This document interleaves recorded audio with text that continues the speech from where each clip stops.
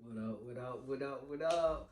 I want to welcome you guys to another video. Speak loud and proud. I'm Aiko Finesse. Before I get into this video, man, make sure y'all click and subscribe to my channel so you don't miss out on no information, no tea, no milk, no honey, no lemonade, no vodka, no Jose Cuervo, all that good stuff, alright?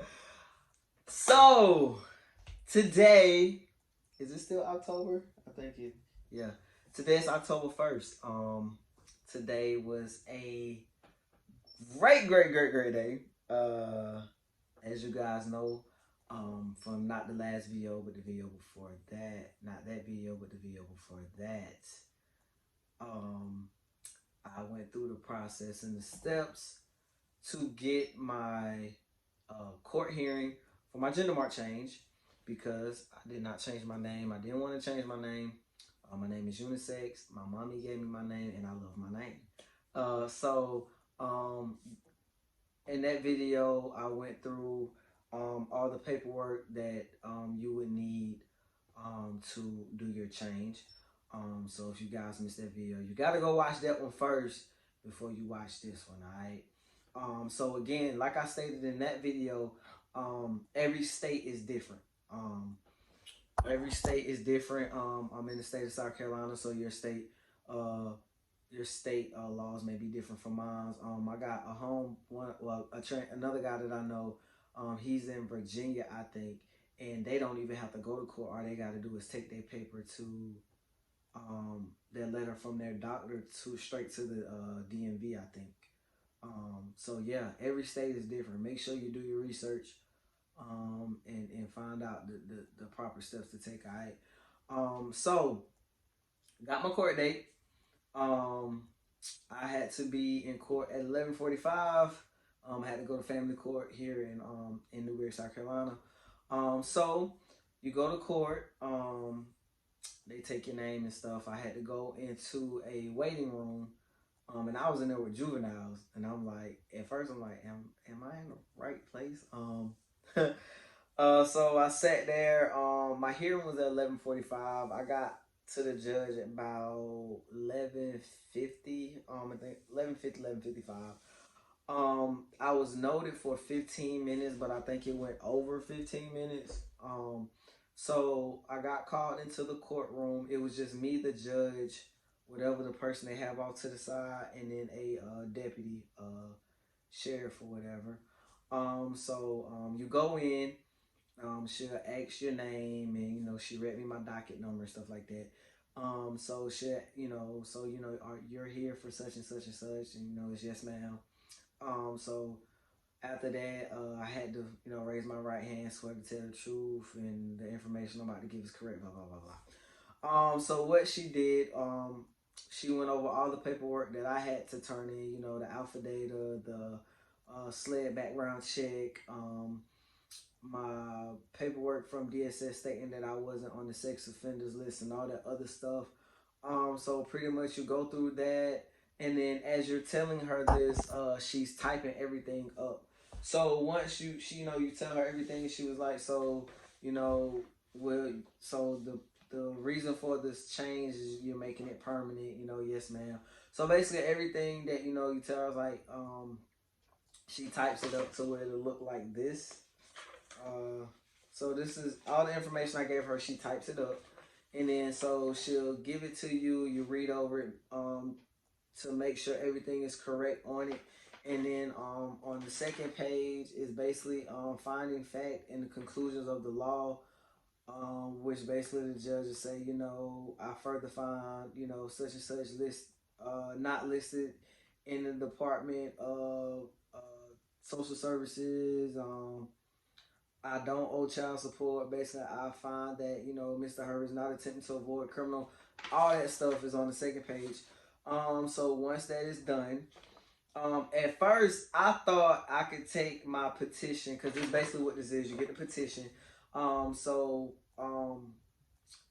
she gives you the petition, I'm thinking, okay, I can take it, go straight to the DMV. No. I had to go get my birth certificate done. So once she type everything up, you read over everything, she signs it. I had to go because we have two courthouses here. The building I was in is where they do, like, it's basically for the juveniles and probate court and something else. So I had to go across the street to the big courthouse to where they do like federal court cases and stuff like that. The deed office is in there. So a sheriff, one of the deputies had to walk me across the street with my file to give to the clerk of court. The clerk of court then files it in their system, and then she certifies the petition. Basically, she stamps it, and they stamp it and do the little stamp thing up here. Ouch. So once I got over there, she stamped it, and I think she gave me 4 copies. So then I'm thinking, because with COVID going on here in South Carolina, we have to make an appointment for the DMV. So what I did when I found out my court date, I waited till the calendar opened up for that week, for this week. So I went ahead. I had to be at court 11:45. I scheduled my DMV appointment for 1 p.m. thinking that once I got the petition, I can go straight to the DMV. That was a no-go. So once you get the petition, my dumb ass, I still went to the DMV anyway, thinking maybe it'll work because I was kind of pressed for time today because I had other stuff I had to do. So I was like, well, man, I'm just gonna try to go to the DMV anyway since I already made the appointment. So when I got to the DMV, I was like, do I still have to go get the birth certificate? And she was like, what are you doing? And I showed it to her. I was like, a sex change. She was like, oh yeah, you have to go to DHEC and get your because they're amending your birth certificate and bring the new birth certificate, back here. Then we can do the change. And I'm like, so at first I'm like, okay, cool. I can go straight to DHEC because we have a DHEC office. Get to the DHEC office, closed to the public.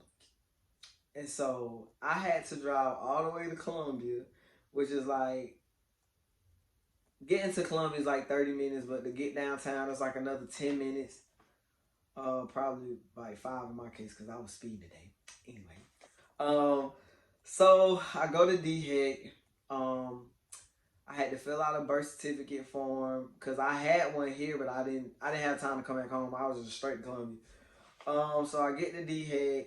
I took one of the petitions in there because of course I was gonna need one of these. So took it in there, filled out the birth certificate form. That process took about 30 minutes. And I had went back on the DMV website, and I could have went to Irmo, and because Irmo had an open slot for 2:15, but I was stuck at the DHEC for too long, so I ended up having to cancel the appointment. So I get the DHEC. I get to the DHEC office in Columbia, gave them the petition, gave them the application for my birth certificate. There I had to pay $27 because it's $12. $12 for the birth certificate, and then whatever much more, because I ain't finna do that math in my head, for them to change it. So that came out to $27 because they charged me $1 to use the debit card or whatever. So got that done. So my new birth certificate. So I'm gonna show y'all my business. But yeah, it says mail. So yeah, this is my new birth certificate. So because of having to make an appointment with the DMV, I won't be able to go get my ID changed until next Friday because I'm working all next week because I got an employee that's out. So yeah, I gotta work all week, and by the time I get off the DMV, it's gonna be closed. So yeah, I got my birth certificate, and I'll probably just post my ID on my social media so you guys can see it. So yeah, make sure you follow me on social media. I'm not gonna do a video for ID. But yeah, that was the court process. It wasn't bad. The judge was pretty cool. It was pretty smooth sailing today. Outside of getting my new birth certificate, I signed my deed today. Trying to close up my probate case with the house and the land, and yeah, I officially became a land and home owner today as well. So definitely big shout out to my mom. You know, I I wasn't left money, you know what I'm saying? But my mom, she left me home. You know, I always got a place I can call home. It's officially mine. So yeah, that was it was a bittersweet moment, I guess, because I was in the process of, trying to get my own house, and then I lost my mom unexpectedly. So yeah, it was a bittersweet moment because I didn't want my first house this way. But I'm grateful because how many people can say their parents, they lost a parent and their parent left them, a home, no mortgage, no house payment, no none of that. You know what I'm saying? So it was a bittersweet, but overall it was a great day today. I feel good. I feel blessed.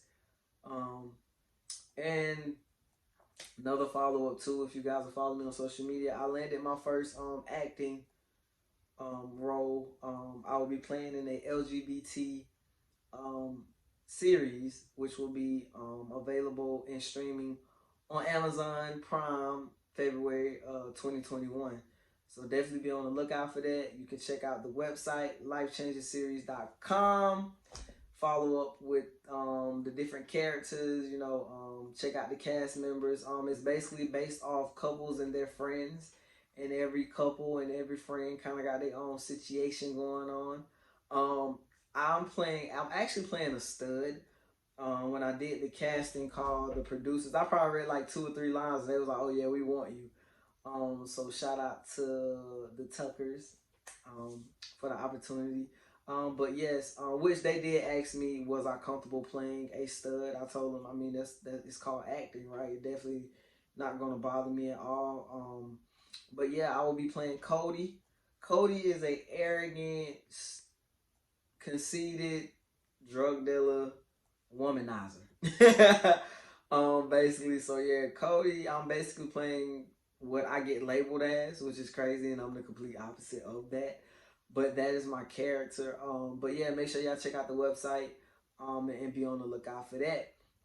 If you guys got any questions, comments, concerns, whatever, drop them below the video. Or as always, hit my social media.